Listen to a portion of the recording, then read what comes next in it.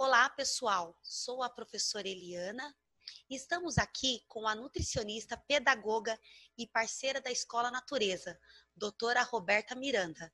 Seja bem-vinda. Obrigada. Olá, pessoal. Vou te chamar como nossos alunos tão carinhosamente te chamam, de Nutri. Ah, tá bom. Nutri, o tema escolhido foi a nutrição emocional e comportamental. O que você pode falar sobre isso? Bom, sabemos que a nutrição ela é fundamental para a prevenção e também para o tratamento de doenças. Mas com toda essa ansiedade, estresse que estamos vivendo, não só agora, né? No decorrer dos tempos, aí as pessoas se tornaram mais ansiosas. E não tem como ensinar e usar a alimentação saudável no acompanhamento nutricional do paciente sem considerar o momento que ele vive, as angústias, saber se sofre com distúrbios alimentares, entre outras coisas. Então, nós falamos de uma nutrição voltada também para o aspecto emocional e comportamental, porque o profissional, por exemplo, precisa ajudar a pessoa a diferenciar a fome emocional da fisiológica.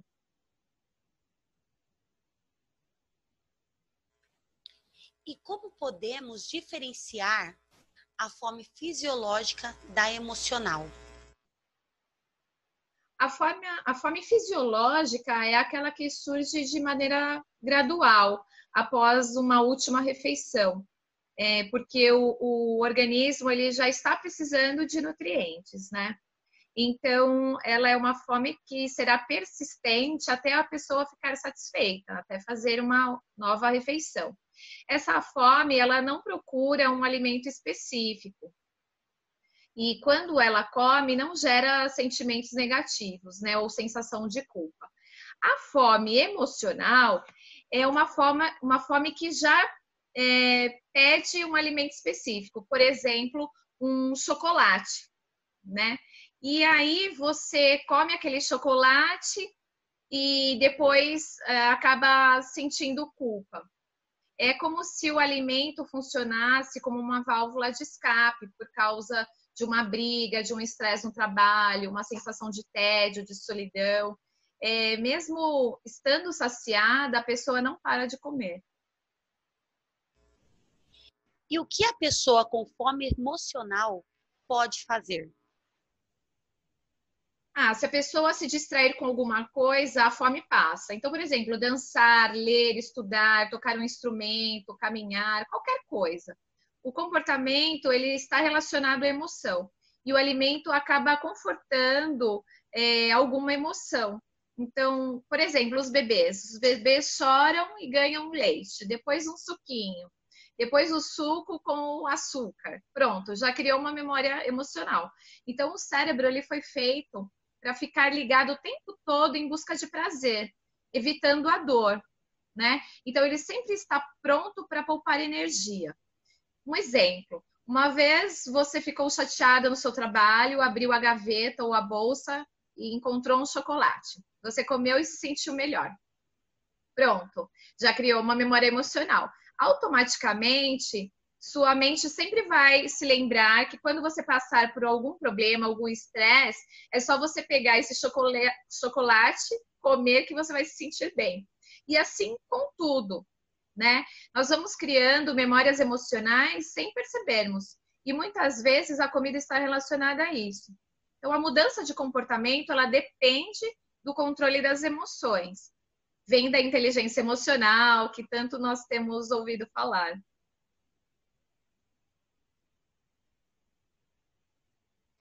Nossa, que interessante! E o que podemos fazer para que o nosso corpo esteja equilibrado? Acredito que ter uma rotina com bons hábitos, né? Isso é fundamental. Por exemplo, o sono adequado, precisa ser um sono reparador, não pode ser um sono picotado.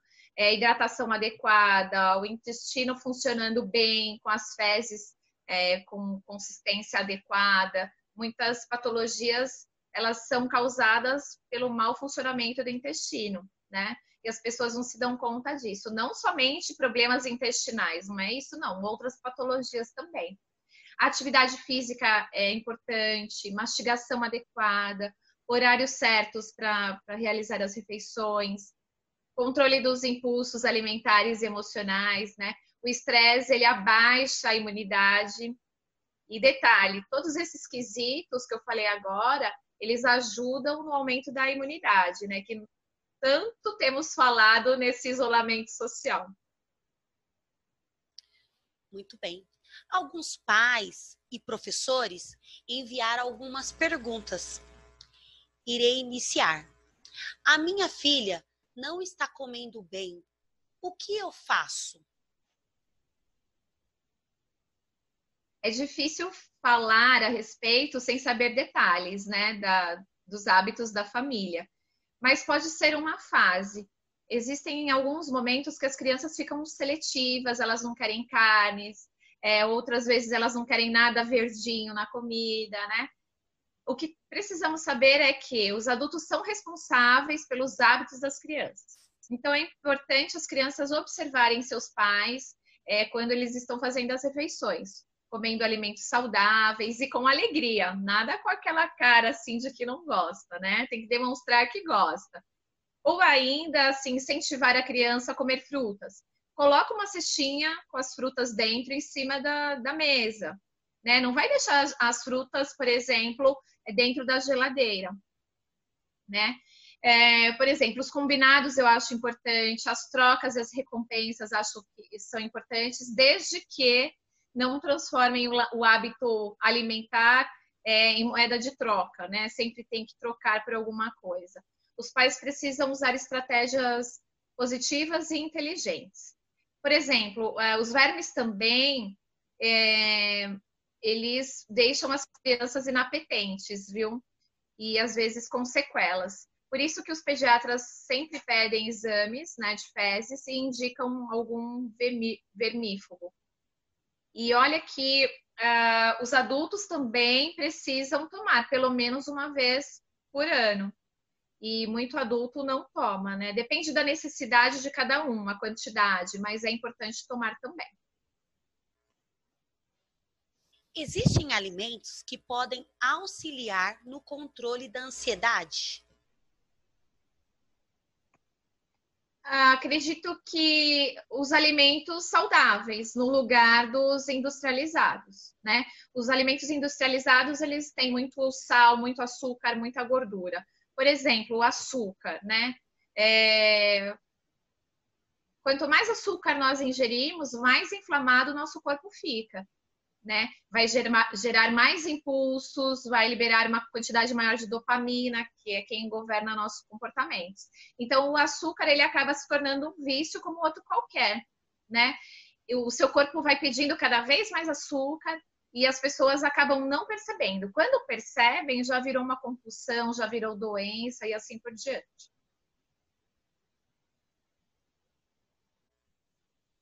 A postura de comer sentado à mesa influencia em algum momento no comportamento alimentar? Total. Influencia sim.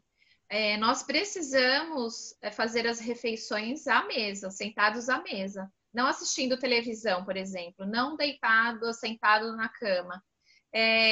Quando nós estamos assim, sentados de qualquer maneira, ou então prestando atenção num filme, por exemplo, a gente não percebe o que comeu, não percebe se mastigou direito, não percebe o sabor da comida, né? Você come rápido, a tendência é você repetir.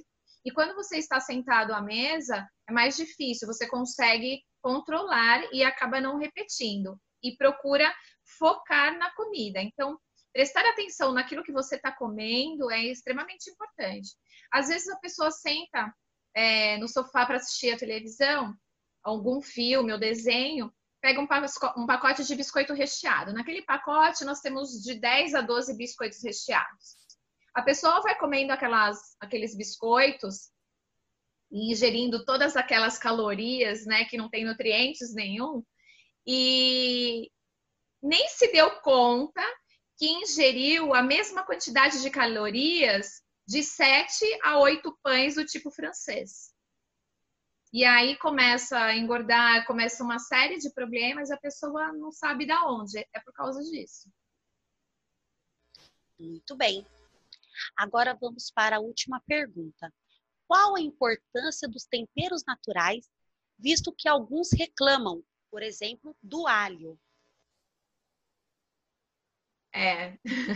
As ervas e os temperos naturais, eles têm propriedades muito boas e importantes para a nossa saúde, né? São propriedades fitoterápicas, né? E acho que quando pequenas as crianças não reclamam tanto. O problema é quando elas começam a crescer, né? E ficam selecionando. Mas a família pode, quando a criança for maior e quando começar a reclamar, pode fazer uma pequena pesquisa, explicar, ter uma boa didática, né? Explicar sobre a necessidade. E a gente não precisa exagerar, não precisa colocar muito no prato da criança, né? Começa a introduzir aos poucos e no final diga, tá vendo? Você comeu, e sabe aquele alho que você não gosta? A mamãe colocou no seu prato e você nem, não percebeu, tá vendo? Como você pode comer, isso faz bem para você e explica, vai explicando, né? Aliás, o alho, ele é riquíssimo em selênio, principalmente aquele que é cultivado no norte, na região norte. Assim como a castanha do Pará, o kefir e outros alimentos fermentados. Então, o consumo destes alimentos neste momento, que são ricos em selênio, são extremamente importantes nesse período da pandemia, porque eles ajudam a aumentar a imunidade também. Ok, doutora Roberta, quero agradecer, muito obrigada pela entrevista. Obrigada, eu que agradeço a oportunidade. E se vocês quiserem mais dicas sobre nutrição, é só entrar no Face ou no Instagram da empresa Vida Nutri Saúde, ou então entrar em contato com a Escola Natureza Cotia. Obrigada.